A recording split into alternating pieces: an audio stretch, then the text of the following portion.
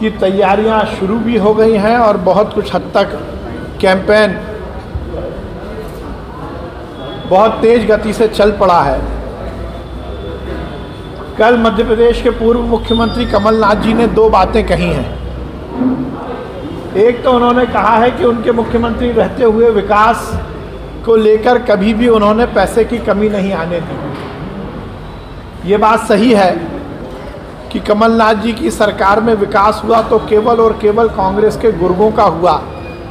ये बात सही है कि कांग्रेस की सरकार में यदि विकास हुआ तो केवल मुख्यमंत्री निवास और मंत्रियों के बंगले का हुआ। वो कमलनाथ जी की सरकार जो 15 महीने तक मध्य प्रदेश में रही, 1 इंच भी सड़क नहीं बनी, 1 यूनिट भी बिजली का उत्पादन नहीं हुआ। संबल योजना जो गरीब के घर में उजियाला और खुशहाली लाने की योजना माननीय शिवराज सिंह चौहान जी की सरकार ने शुरू की थी, बड़ी बदतमीजी के साथ, बड़ी निर्दयता के साथ कमलनाथ जी ने वो संबल योजना बंद कर दी और कहा कि खजाना नहीं है। वो मुख्यमंत्री कन्यादान योजना जिसके माध्यम से शिवराज सिंह चौहान जी ने हजारों बेटियों की शादी कराई, उस योजना को कांग्रेस की सरकार ने पैसा नहीं होने का बहाना बनाकर बंद कर दिया। किसानों का कर्जा माफ़ नहीं किया, 2 लाख का वादा किया। मैं चुनौती के साथ कहता हूँ, एक किसान का नाम बता दें कमलनाथ जी और कांग्रेस के नेता जिसका 2 लाख का कर्जा माफ़ हुआ हो।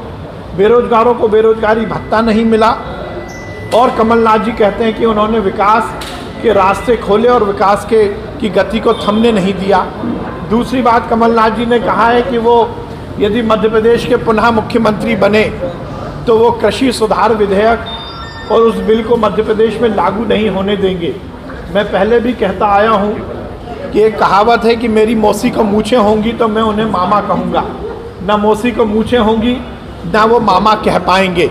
हम तो इस बात का इंतज़ार कर रहे हैं और मैं आज मीडिया के भाइयों से ये निवेदन करना चाहता हूँ कि कमलनाथ जी के ऑफिस में जो उनका टिकट बुक करता है उससे आप जानकारी लेते रहिए कि 10 नवंबर की शाम की फ़्लाइट से वो दिल्ली जाएंगे या 11 नवंबर की सुबह की फ़्लाइट से वो दिल्ली जाएंगे। उनका मध्य प्रदेश में 15 महीने का कार्यकाल और ये 2-3 महीने की उनकी नाटक नौटंकी की राजनीति के बाद ये निश्चित है कि वो 11 नवंबर के बाद मध्य प्रदेश में नहीं रहेंगे। 40 साल तक इस मध्य प्रदेश की राजनीति के माध्यम से करोड़ों अरबों रुपए कमाने वाले कमलनाथ जी जब कोरोना संकट आता है मध्य प्रदेश में तो वो आईफा की तैयारी करवाते हैं। जब कोरोना संकट की समीक्षा बैठक की ज़रूरत होती है तो वो हिंदुस्तान के बड़े हॉट स्पॉट कोरोना के इंदौर में आईफा अवार्ड की तैयारी करवाते हैं। हीरोइनों के साथ खड़े होकर गलभैयाँ करते हैं, जाम से जाम टकराए जाते हैं पर कोरोना की चिंता नहीं होती। वो कमलनाथ जी जो 15 महीने तक मध्य प्रदेश के मुख्यमंत्री रहे, जिन्होंने विकास की अवधारणा को ही झुठला दिया और विकास की गति को रोक दिया। और सबसे आश्चर्यजनक बात है, मैं आपसे पूछना चाहता हूँ, एक पहले विज्ञापन आता था, एक डिटर्जेंट के लिए कहा जाता था कि ढूंढते रह जाओगे, दाग को ढूंढते रह जाओगे। आज वो दिग्विजय सिंह जी जो 15 महीने तक कमलनाथ जी की सरकार का रिमोट थामे रहे, वो कहाँ हैं? ढूंढते रह जाओगे। बेड़ा गर्क करने वाले, पहले मध्य प्रदेश का बेड़ा गर्क किया, फिर सरकार का बेड़ा गर्क किया और अब वो दिग्विजय सिंह जी कहाँ हैं?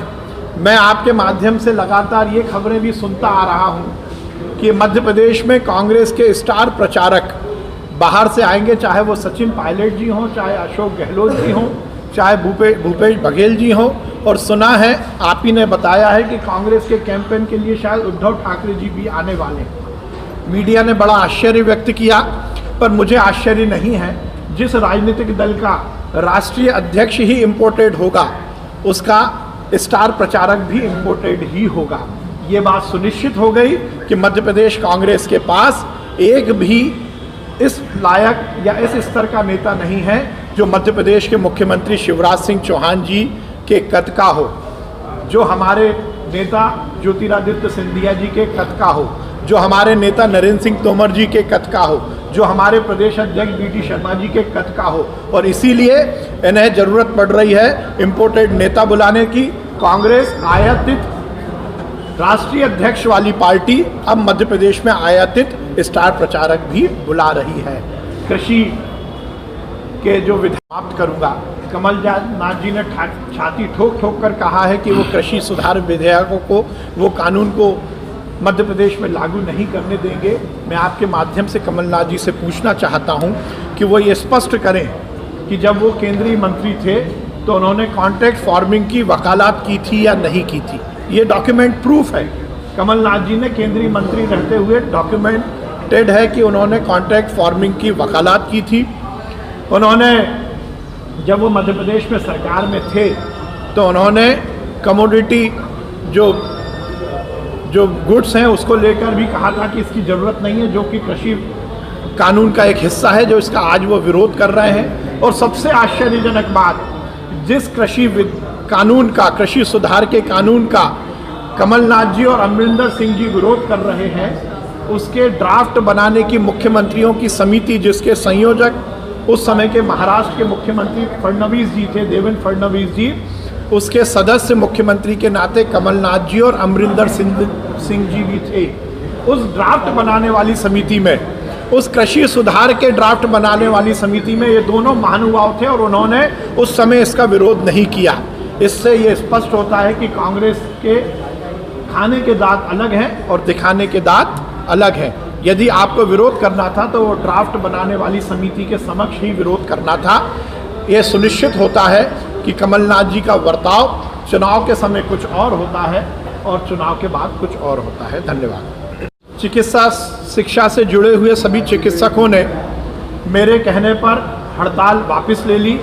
उनकी जो समस्याएं थी, उनकी जो मांग थी, उस पर सरकार ने विचार करने का उन्हें आश्वासन दिया था और मुझे इस बात की प्रसन्नता है कि उन्होंने इस कोरोना काल में समाज के प्रति अपनी जिम्मेदारी और उत्तरदायित्व के निर्वहन के लिए मेरे कहने पर हड़ताल वापस लिए। मैं उन्हें अभिनंदन करता हूं और ये आपके माध्यम से मध्य प्रदेश की जनता को बताना चाहता हूं कि कोरोना काल में चिकित्सीय व्यवस्था में मध्य प्रदेश की सरकार कहीं भी कोई भी कोर कसर नहीं आने देगी। मतलब कर नहीं रहे, या तो वो आचार संहिता का उल्लंघन नहीं कर रहे। देखिए, सीधी बात है, पुराने कहावत है कि नाच ना आवे आंगन टेढ़ा।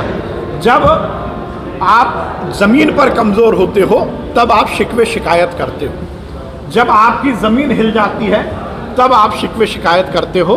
पर ये उनका संवैधानिक अधिकार है।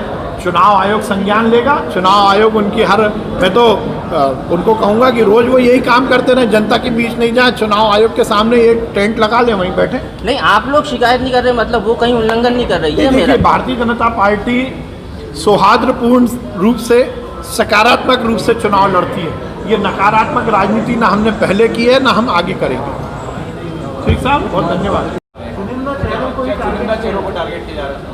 देखिए, ये सब डर्टी पॉलिटिक्स डिपार्टमेंट केवल कांग्रेस में है। कांग्रेस में तथाकथित, देखिए, जो जनता के बीच में बाहर हो जाता है और जिसकी दुकान और शोरूम दोनों बंद हो जाते हैं, वो इस तरह से कैंपेन स्ट्रेटेजी बनाता है जो कांग्रेस ने बनाई है।